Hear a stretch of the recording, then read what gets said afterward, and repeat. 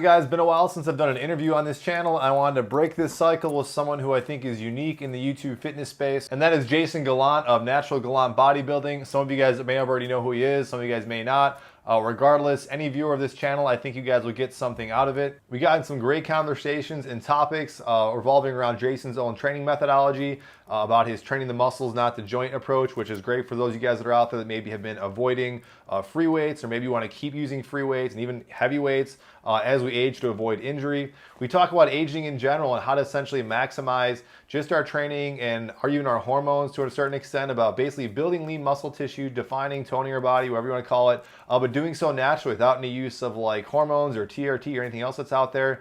And finally, we'll just talk about just general home gym training. So I think a lot of these topics, will be good for a lot of you guys that are viewers of this channel from all ages. I think we'll get something out of this. So hopefully you guys enjoy this video. I will put timestamps down below to all the different topics we get into. I'll put links to Jason's YouTube channel, his website. But as always, if you guys do like this content, you like this video, you want to see more interviews like this, please consider liking, subscribing, and commenting down below. Let's jump into it. How you doing, Jason? Pretty good, pretty good. Thanks for having me there, Mike. Yeah, we've already been talking for about 15 minutes or 10 minutes before this. I got to know a lot more about him, so I'm greatly appreciative him taking the time. I feel like I've got to know him a lot more. There's a lot more sides of Jason. Very talented guy all around. A lot more outside of just the bodybuilding right here. We could probably talk for about 2 hours. I'm going to try and make this kind of a focus thing on some areas I think will help this channel. I also want to thank Jason for taking the time out. He's a much bigger channel than mine. He's taken a chance on my small peon channel here to get the chance to kind of spread some of his knowledge, a lot of experience that he has. And the reason I really wanted to do this is, yes, I think there's a lot of things that you talk about in your channel that I think are going to be parallels to some things we get into. Definitely, I'm talking about niche channel here with like the total gym and stuff like that. But a lot of it is home-based fitness. A lot of people of all ages, but mostly an older demographic. And someone like you, since I was younger, I always want to pick the brain of people that are training older. If I go to the gym, I'm not looking at the younger guys. Even when I was like 15, 20, I'm going to the people that were just a little bit older than me, especially when they're in great shape like you and doing a long time consistently. Because as you know, you're in the small minority of people. Everyone can say they train for a few years, but not many people can train to say when they're, as they're upper in age. And I'm not going to ask Jason his age, but he looks like his body of a 20-year-old. But I know he's got plenty of years, plenty of experience. I'm 48, so I'm 48. Okay. Yeah, and that's yeah. Look at that alone is a huge feat. I mean, just if I could look like Jason when 48, I would say mission accomplished. Man, so you can look like me now. The mission accomplished. Yeah, exactly. You said I look like Bret Hart. Don't let me pull the rest of you. Yeah, I said off air. He looks. If you guys know Bret Hart or the lead singer of Megadeth, Dave Mustaine, that would be Jason. Got a long list of stuff to get into, but Jason, if you want to just kind of little brief introduction, I'll kind of get into some questions. Okay, cool. I'm Jason Gallant from Natural Gallant Bodybuilding, and my background is natural bodybuilding. I competed, I say all over the world, but really I competed mostly in the States. I competed in Western Canada. I was Canadian natural bodybuilding champ. I was the first natural bodybuilding pro in Canada back in 1998. That's how far that went back. Wow. I got my pro card after winning the overall. I was winning this one contest every year. In 96, I won the overall. That was my first bodybuilding contest ever. And then in 97, I won my heavyweight division. And then in 98, I won the overall again against the guy that beat me in 97. And then I got my pro card. It was a big moment for me, right? And yeah, so I basically got bitten by the competition bug in natural bodybuilding. Silly thinking that I could make a living being a natural bodybuilder, being in the magazines and all that stuff. And I managed to get a couple photo shoots and be in a couple really big magazines and get profiled there. But I found out pretty quickly that it's pretty tough to make a living as a natural bodybuilder, seeing as you look like an aerobics instructor compared to the other people at the same level, right? So your top 5% of natural bodybuilders, you look pretty impressive in the gym, but then when you compare yourself to the top 5% of IFBB guys, you look like like a chihuahua, you know what I mean? In one of those commercials for tacos. So yeah, so I basically met a few interesting people along the way, like the Barbarian brother David Paul and oh, you did? Wow. Oh yeah, I met Lou Ferrigno. I met Arnold Schwarzenegger. Yeah, he's a dick, and I didn't really like him too much. At least he was having a bad day that day, anyway. You got a video on your channel, I believe, of that, right? Yeah. So I met a few guys along the way and had some interesting experiences and stuff. And then I basically was really 100% from 1996 to about 2002 hell bent on trying to make a career in natural bodybuilding, and I found out that it was pretty tough. And I didn't want to move down to the States. I didn't have family down there. I didn't have a visa, all that kind of stuff. So I was, you know, kind of stuck in Canada, whatever. And I was personal training along the way. But yeah, I mean, that was my main focus. And then I started playing hockey as a sport and realized that collisions and accidents aren't really great for bodybuilding training when you're dislocating shoulders and tearing this and that. But it was a great sport. I had a great time. It was a lot of fun, right? So Yeah. a lot of laps. But yeah, so I learned kind of how to cater my diet and my training based on what sport I was playing. Like when hockey started, I realized I couldn't necessarily do the lower starch type of diet. I had to basically really concentrate more on, you know, some carbs and some starches and a little bit of fats. But when I wasn't doing that high-end anaerobic aerobic combination type of stuff, then I could get away with lower carbs and stuff. So I learned how to kind of cater the diet accordingly based on what type of activity I was doing. And I'm still learning, honestly, because, you know, I'm older now and your body changes and metabolism's always different. So there's always different things that your body's rolling with. But yeah, that's really my my resume, I guess, in a short sort of long form. That's great. And I didn't say from the start, but I've probably been watching, I don't watch many fitness, I don't subscribe honestly to many fitness related channels. And I know when I saw Jason's channel, probably I'd say at least 5 years ago, and I'd watch it kind of on and off, but still the fact that I, you know, subscribed to his channel, watching his videos, I think just says a lot for what I kind of got out of it. And there's a lot of things we can get into of what really attracted me to, you know, Jason's channel. But I think one thing was, for sure, the fact that, again, that you have a creative side to you and more entertaining than some of the stuff that's out there. But you did a good job of getting really good videos that give you a lot of practical advice. And these are the type of questions that I want to know from people. Like I said, they're a little more experienced. They're more experienced than me. I want to know these kind of practical questions. You break down them pretty much week to week. There's always great topics that you're talking about. And then also just your training methodology was just really good. And I think unique, but something I think was always kind of ringing true. And that's what you're going to be interested in, something you feel like there's some truth to it. And so when you talked about your motto that's on your t-shirt, you know, that was something like, well, I think there's a lot of truth to that. The whole thing about train the muscles, not the joints. So do you want to kind of talk about that a little bit? Yeah, I mean, the reason why the motto is so short and so simple is because that's all you can fit on a t-shirt, right? Rather than, you know, a whole textbook on what I really mean by that. So thanks. And maybe for we should that. clarify what that is, if for anyone who's new to watching, might maybe clarify what we mean by that. When they watch your videos and they see, maybe it looks like it's a partial rep or something like that. What does that mean? So what I mean by train the muscles, not the joints, is basically a lot of times what is happening on the internet right now is there's this mass fanatical thinking that everybody should train exactly the same way, which is not true because everybody's built differently. If you watch two people run, they both run with a different cadence, a different stride, everything. They can be even the exact same height, and there's a different flavor to how they run, and both are running the right way for them. So why should it be different when we talk about exercises such as squats, especially something like squats or deadlifts? So what I mean by train the muscles, not the joints, is that the joints are already taking a beating when you lift weights. There's this fallacy out there that if you bounce off the joints in this, use the tendons like elastic bands, that somehow they're going to get stronger from this. But usually what ends up happening is inflammation, muscle tears, or you end up tearing the labrum or the cartilage in the joint, or you end up getting an ACL tear or some sort of cartilage issue of some sort, right? So people develop bursitis and that sort of thing. And I saw this, like I saw it all the time. I had all these people coming up to me in the gym back in the day, like, Jason, I have shoulder injuries, shoulder problems. But then I'd watch them do their dumbbell press and they'd be stretching way past, what was a normal stretch. They'd just be trying to go to the nth degree with heavy weight. And they were the same people that would come to me all the time with a chronic shoulder problem. And so my brother and I, we were lucky. We're twins, right? We're identical twins. So we got to do experiments on each other, not on purpose, but we would observe, hey, this is what you're doing, this is what I'm doing, and then we find out what would happen with our bodies. Now, most people can't split themselves in two and have these experiments, right? Yeah. So I got to learn at a little bit of a faster rate. And what would happen is my brother would do a certain range of motion, I'd do another range of motion, and we'd develop a certain way. And I started to notice that there was an optimum torque curve, as my brother would call it. He went to school for biochemistry and became a naturopathic doctor. And basically, in his studies, he found that the way we were training was in the optimal range of where the muscle could contract the hardest, which was putting the least amount of stress on the joint for the weight that we were using. So not only were we able to use an ideal amount of weight in order to really hit those fast twitch fibers, we were not putting the joints in compromised positions under heavy loads, Mm-hmm. right? Like I always say, bodybuilding is not yoga.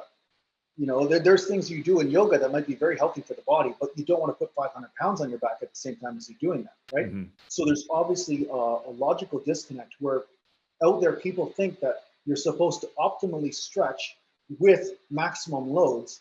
And that's honestly the ideal sort of circumstance for an injury or a muscle tear. Mm-hmm.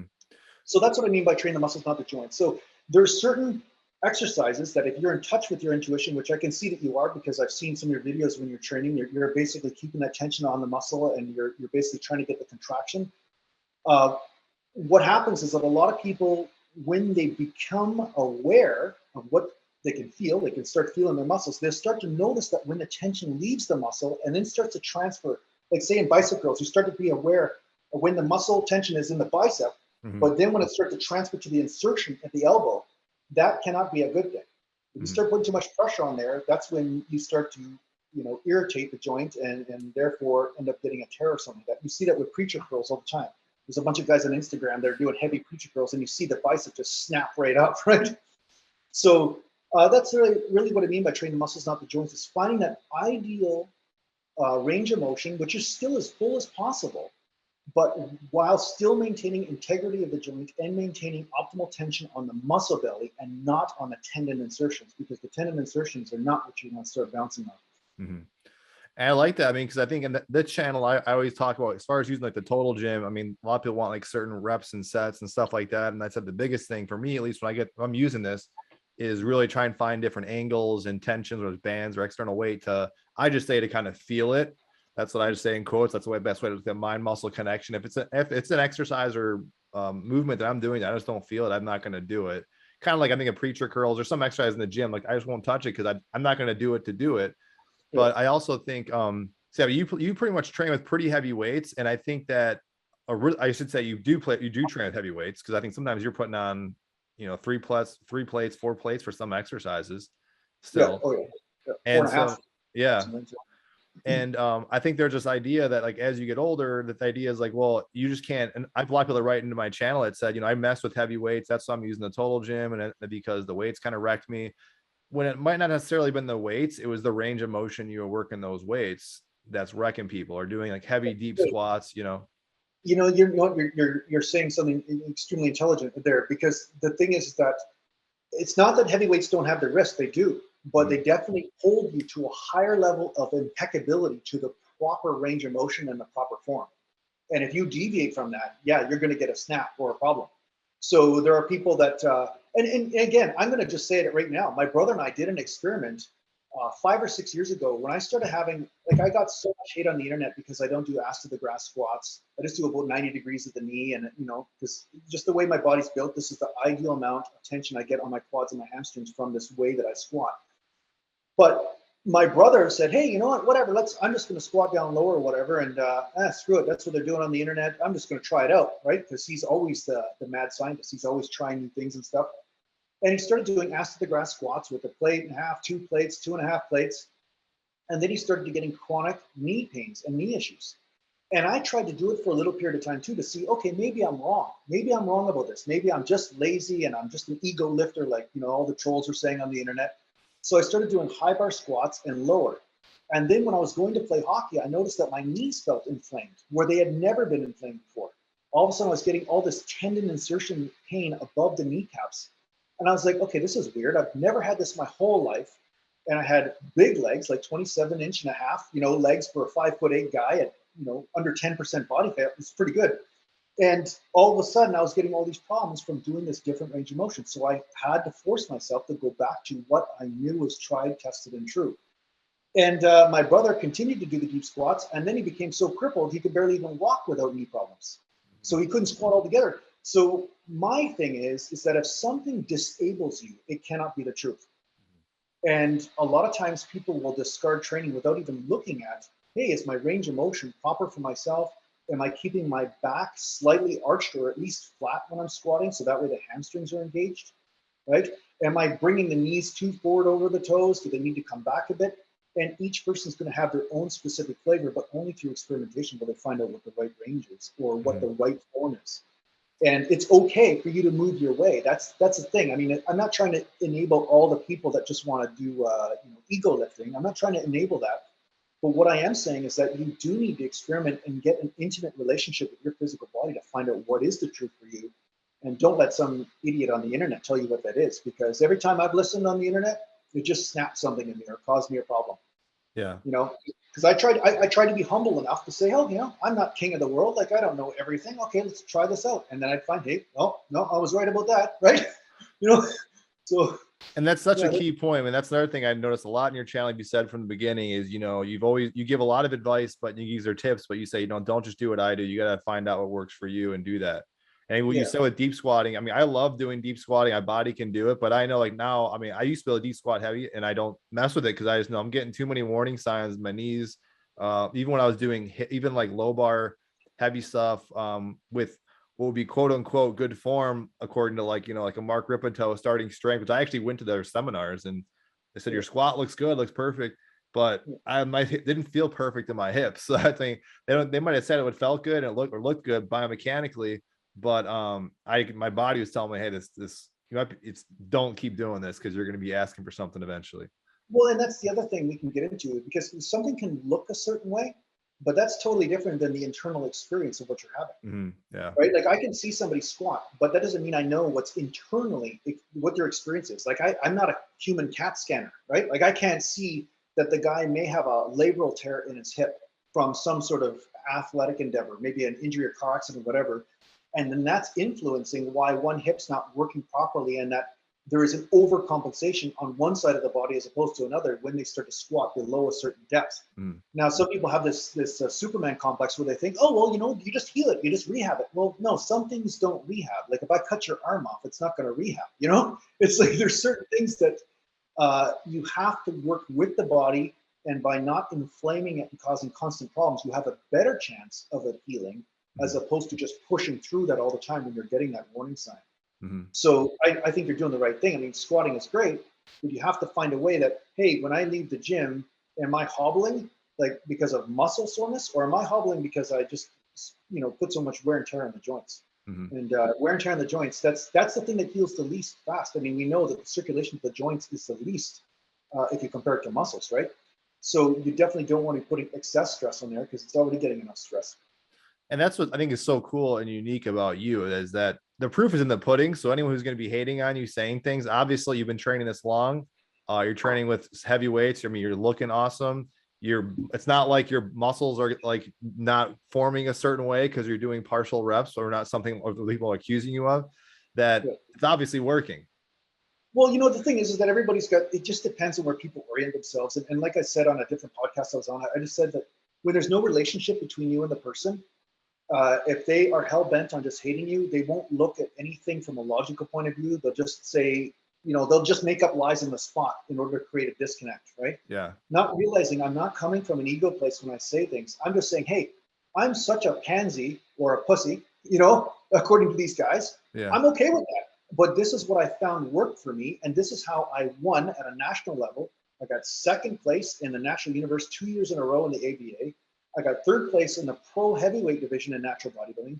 And I was profiled in Muscle Media magazine. And I was on the cover of Natural Bodybuilding and the cover of Exercise magazine, and profiled in a UK magazine, right? So this stuff all happened, even though I did everything wrong, apparently. So if there's just one piece of what I'm saying that can help a person keep from getting injured, I'm not saying I have to do it my way, but at least explore and find out if something's not working for you, then maybe look at what I'm saying. I'm not saying you have to do it my way. If you can squat ass to the grass and deadlift from the floor 5 million pounds or whatever, all the more power to you. Some people are built that way and they can lift that way. Yeah. But what I found from my channel, that more often than not, people can lift that way only because they're unaware. Some people, not all, but some people, because they're unaware of the experience of bad pain as opposed to good pain. They don't know the difference between the two. And then at some point, their youthfulness, burns up. And then at 25, 26 years old, their little career is over and they're like, oh, I don't know what, I did everything right. What happened, right? And that's when they come to my channel. So, or your channel or something, or they're saying, hey, I got to try something different because weights are bad. And they demonize the wrong thing. They throw the baby out with the bathwater, right? They're like, oh, that free weights are just bad for you. And it's like, well, Yeah, I mean, they can be risky for sure. They have the risks, but it's a matter of how you use them. Right? And that's the big reason I wanted you on this channel, because I don't want people saying, people come to the look at the total gym, like I'm getting off the free weights, they injured me. And I want to say, like, I don't ever want to say weights are bad. And I think Yeah. you're a perfect proof of someone who's using heavy weights, you know, into, you know, good, awesome age where you're still feeling good, looking good, performing good, and there's no problem. So that's why I want to kind of show people there is another way, instead of just saying, well, I'm never going to touch them again, especially if you Yeah. like going to the gym and training with free weights. Yeah, it's just really what it boils down to is what works has to be the answer. And I think that if people understand that what works, then they start to take the ego out of it, right? I think the problem is with weight training or any tool that you use is that when you become identified with the tool, then it can work against you. Because you're like, I'll stick to that tool no matter what, whether it's working or not, because I'm fanatically attached to that tool. But once you realize that it's all just a tool, then the goal becomes harmony with the body, and that will then manifest as greater health or whatever it is that a person's after, right? Because I think in the end, that's all that matters. I mean, we all choose our different fitness activities to say, okay, maybe one person wants to do marathon running, another person wants to just climb hills or hike. You know, these are all great forms of exercise. And the artists of us, some of us want to be a bit of bodybuilders or sculpt the physique, and we want to basically have that residual income of metabolism from the extra muscle mass, so that way we can maintain a little bit more, you know, leaner body fat percentage, right? So it depends what inspires you, and but inspiration is not the same as attachment and fanatical thinking, right? Mm-hmm.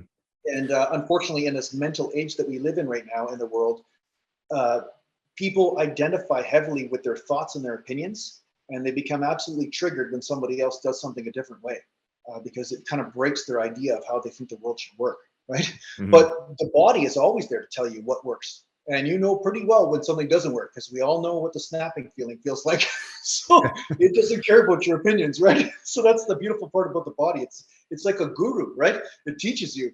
It says, hey, I don't give a shit if you want to deadlift 600 pounds. Yeah, maybe you did it Monday, but now you're not going to do it because I'm going to show you you're doing it wrong, right? So it's a matter of taking the ego out of it. And then when the ego's out of it, then relationship is possible with the body. And I think that's really what you're doing. I think this is what the real truth seekers on the body level are doing. They're saying, let's establish a connection with the body first and see what happens through this dance, whatever dance we choose, whether it's a waltz or whether it's a, you know, hip hop, right? Mm-hmm. But we're choosing weight training for the dance. Okay, let's use that as the dance and still respond to the steps, not just step on the partner's feet the whole time, right? Which, if anyone has ever not seen your bodybuilding dance video, I got to link that. I've seen that. I've watched that video. I'm not going to lie, multiple times of you dancing Oh, in that's funny. Yeah. the I did it parking as a lot. joke. In my neighborhood, my neighbors are like, what the hell are you doing? Are they dancing around with their shirt off in the background? My cat is no longer with me, but my cat was in the background. I'm like dancing and stuff. So Well, it funny. goes so perfectly with your music. So again, people don't know you make really great music, so it goes perfectly. It's awesome. What do you think about? I know I know you're working out a lot more at home, and I know in recent videos it seems like that's been mostly you've been doing. You haven't been really going to the gym as much, and so. Yeah. Is there what's your thoughts on like some key pieces that you don't have to humor me at all by the total gym, but like what's some things like for your home as far as the type of training you like to do that you think are some key pieces of equipment, maybe some stuff you haven't picked up yet, but what's some key pieces of home fitness equipment you think you kind of got to have? Yeah, like an ex-girlfriend I had a long time ago, her dad had a total gym and he would do that in the garage all the time. So he really enjoyed it. Mm-hmm. I think the total gym, I mean, I've never really used one myself because I'm always wary of pulleys, you know, Mm-hmm. and pulley type systems, because sometimes those pulleys wear out and then the tension is no longer smooth anymore. So that's kind of one of the reasons why I probably never got into that. Mm-hmm. It's not because the concept of total gym isn't good. You know, Chuck Norris uses it. Hey, why not, right? But the thing is, I like that smooth kind of movement. I think that constant tension, sort of repetition, can be very effective for building muscle and getting that deep burn, especially in some of those hard to get areas that are hard to isolate with normal tension like dumbbells or free weights. So if somebody has a really small piece of space, I could see a total gym being actually a pretty practical scenario. I can understand why somebody would want to do that. Not to mention you don't have any holes in your floor from dropping dumbbells. Yeah. So, Yeah. you know, the cat hitting the ceiling every time you drop a weight or whatever. It's like, I got to get some stall mats. The carpet doesn't really go too well with the gym. So I got to, yeah, no, I got these thick rubber mats for plates in the garage, but myself, like I grew up around a squat rack my whole life and a bench press. those are two things that were just the barbell, the squat rack, the bench press, and then some dumbbells. That's really what I would start with if I was going to bring a home gym into existence, and that's what I have.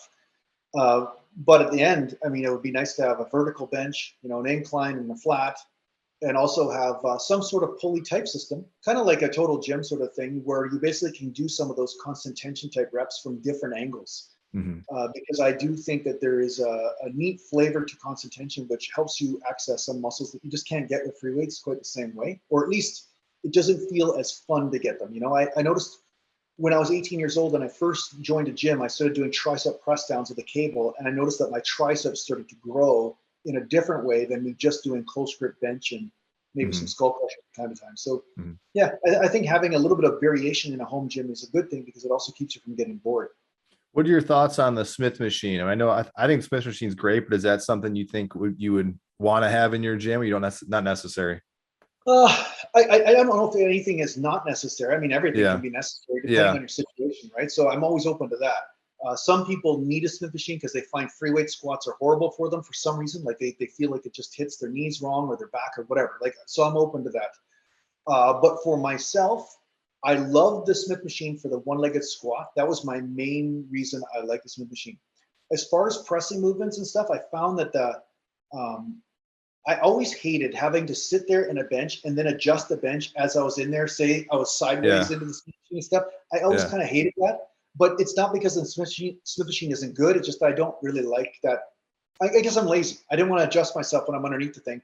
Not to mention the curve or the way that the weight's lifted, the curve changes.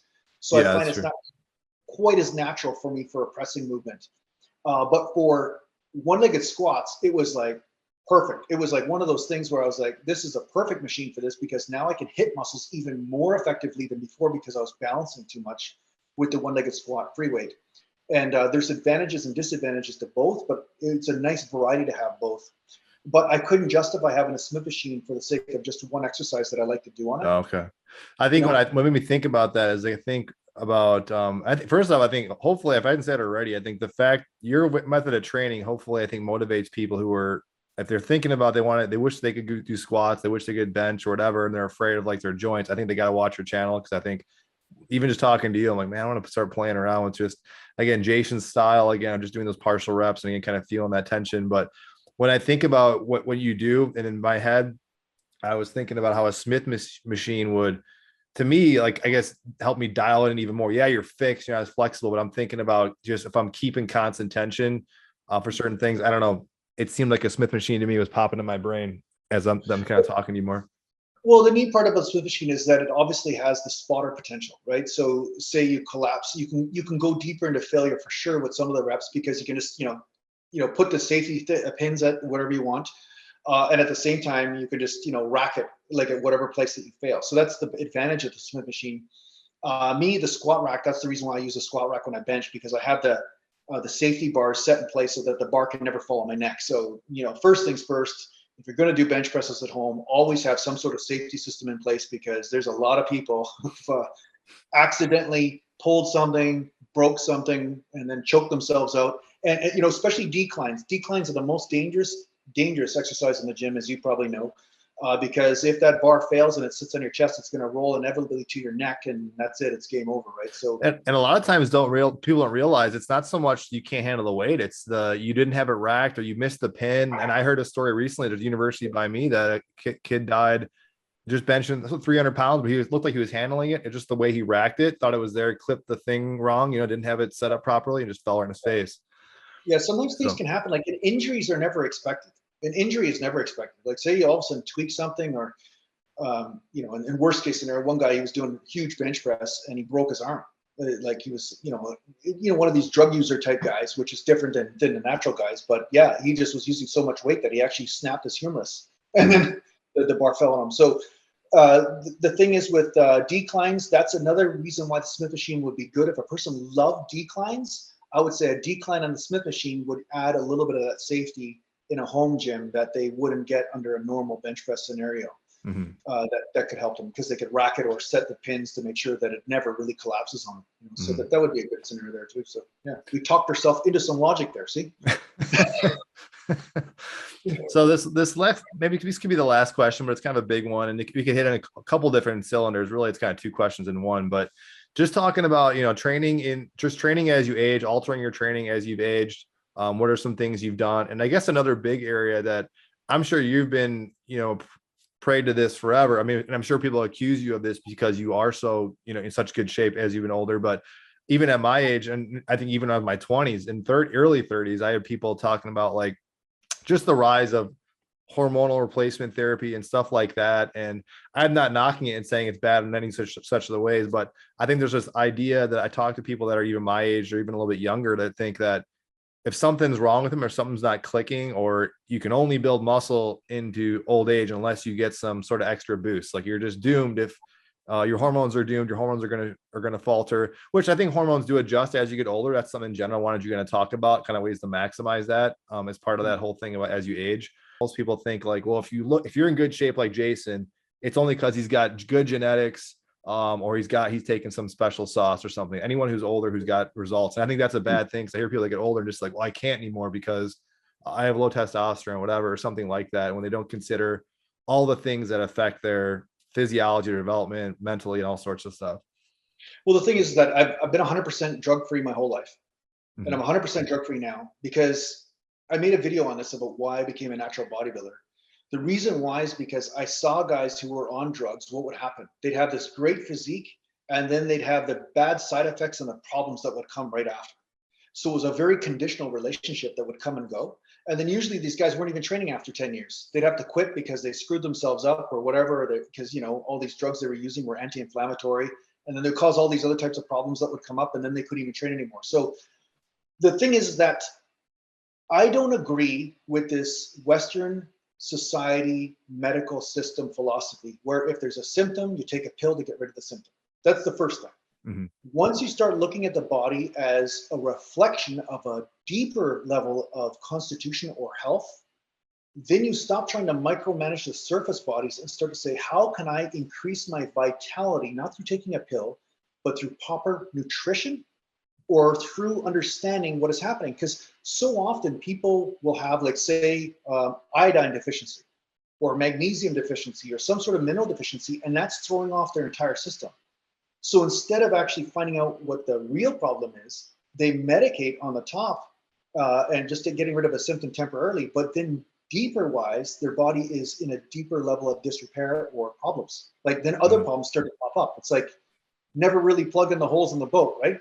Yeah. So natural bodybuilding is really, and I mean, I'm sure you'd agree with me, is about finding out what is the secret of internal health through proper nutrition and through understanding this harmony with the body. And then from there, your hormones will be what they're supposed to be, right? I mean, you get all these women that go through menopause, then they go back on estrogen. Oh, okay, so you're going to pop out babies next week? Is that what's going to happen? Right? Like we know, like it's not normal for a 7-year-old woman to get pregnant, right?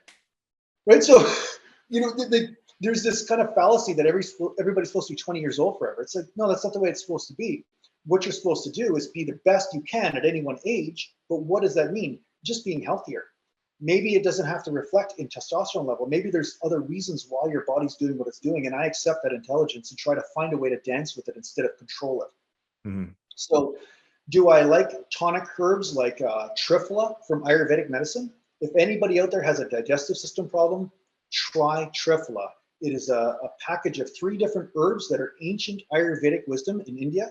And it gets rid of heartburn, helps balance the digestive system and everything. And if something's wrong with your digestive system, it transfers to everything else in the body. So it's a great tonic.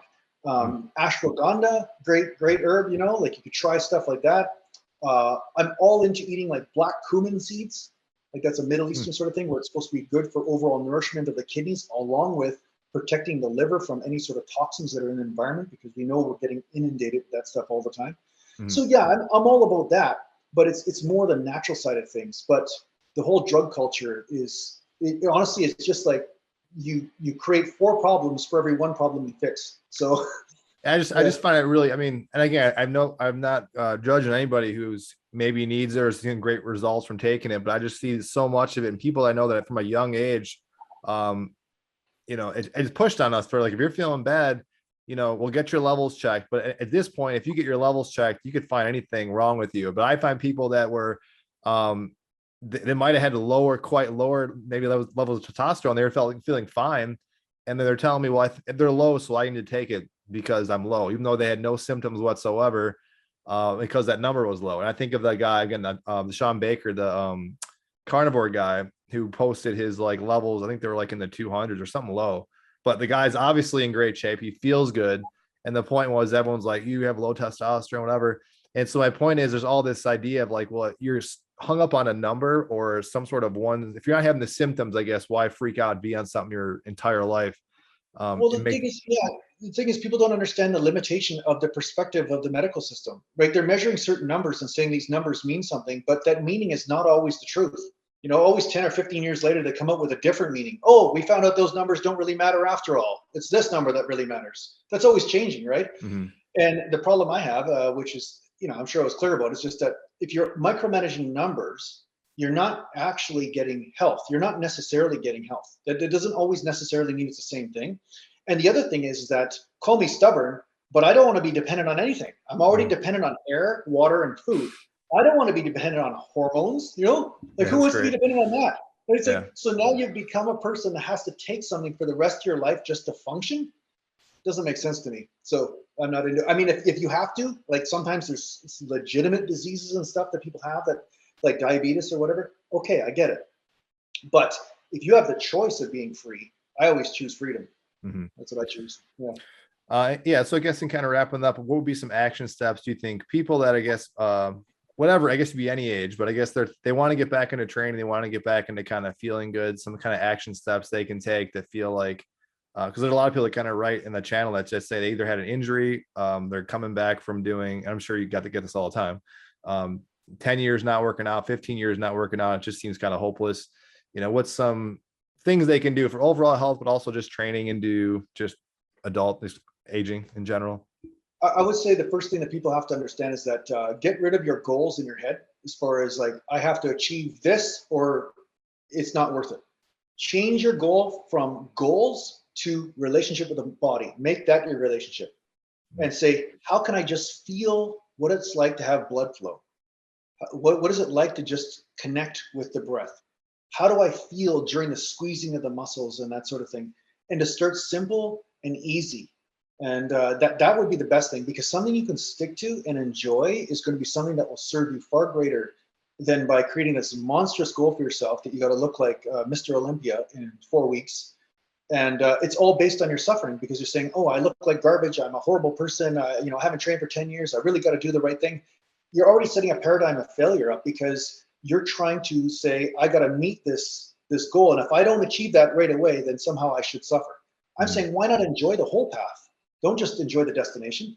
Otherwise, let's just die right now, because our entire life is just a path to death, right? So, like, why not just enjoy your life? Enjoy this part of it and bring it as a flavor or a spice to your overall lifestyle choices. And then from there, as you enjoy it, you'll start to become creative. And when you become creative and you're in harmony with the body, then the results just come from that. Awesome. I do want to plug your programs that you have, because I think if anyone's looking to kind of jump on, doing what you're doing, and you have a couple of great programs that are out there. If you want to talk about those a little bit. Yeah, no, I got some different frequency type programs, because some people seem to respond differently to different types of frequencies. So a lot of people get obsessed with bro splits or 4-day splits or 2-day splits or whole body workouts. And I'm saying they're all great. And I think you'll get results from any of them. But you just have to cater the volume and the intensity based on how your body recovers. So if you notice your body's not recovering and you want to keep the same split program, then you would just lower the volume or the intensity so that you recover by the time you come around to that body part again. But I have templates where I outline this. I have 2-day splits and I have 3-day splits, high frequency programs, whole body. So people can choose where they're at and what they're doing, and then they could see how I would format that or how I would structure that. Now, you could use one of these programs on the Total Gym. You would just have to basically add lifts. So say I saw you doing a kneeling, bicep curl, right? Where you're kneeling and then basically the arms are behind you. That's the same really as an incline curl, except with constant tension. So people could mix and match those exercises if they wanted. with those things. If they see incline curl, they just have to find the total gym equivalent, and then they could do that on their total gym, right?